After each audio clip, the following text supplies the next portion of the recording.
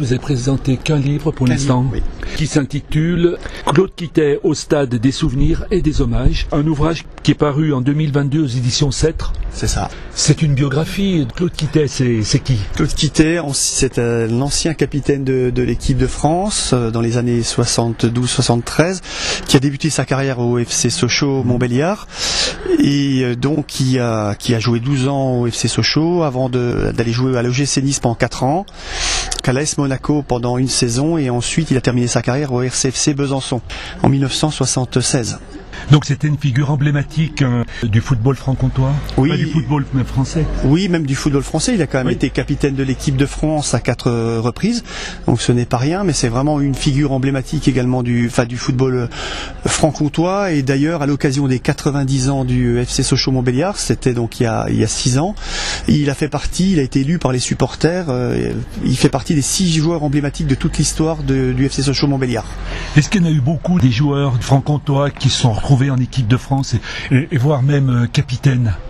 Alors, il n'y en a pas eu beaucoup. Avant lui, il y a eu Étienne Matler, originaire de Belfort, qui a fait 3 Coupes du Monde. Alors là, ça ne nous rajeunit pas, parce que c'était en 1930, 1934 et 1938. Pourquoi vous vous êtes intéressé à ce sujet ? Alors pourquoi ce sujet? En fait, j'ai toujours été passionné par le sport, par le foot, mais en fait Claude Quittet, précédemment je disais qu'il a achevé sa carrière au RCFC Besançon. Moi à l'époque j'avais 7-8 ans et c'est là que je l'ai découvert réellement. Je l'ai vu jouer et puis là il avait vraiment émerveillé mes yeux d'enfant. C'était le premier très grand joueur que je voyais jouer donc à Besançon et il est resté proche du club du Racing Besançon dont je fais partie.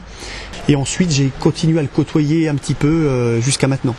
Vous parlez essentiellement des années 60-70. Est-ce que vous trouvez que dans le foot, actuellement, il y a des changements ? Mais c'est vrai qu'il en est beaucoup question dans le livre. Il y a beaucoup de changements. Claude Quittet le dit, mais également... il y a plus d'argent. Il y a beaucoup plus d'argent et c'est vrai que là, c'était un football qui était encore... pas inondé par l'argent.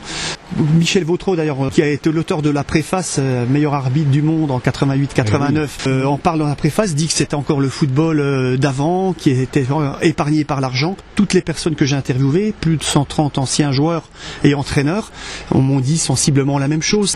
Maintenant, c'est vrai que c'est le foot business et personnellement, j'ai beaucoup de mal avec tous les à côté. Partira pas. Puis maintenant, on n'a plus de joueurs comme on avait avant, des joueurs qui effectuaient toute leur carrière, où Claude Quittet a fait 12 ans à Sochaux. Mais il n'a pas fait toute sa carrière, mais certains joueurs ont fait toute leur carrière dans un même club. Dans votre livre, il y a beaucoup de personnages qui lui rendent hommage à Claude Quittet. Comment avez-vous fait pour prendre contact ?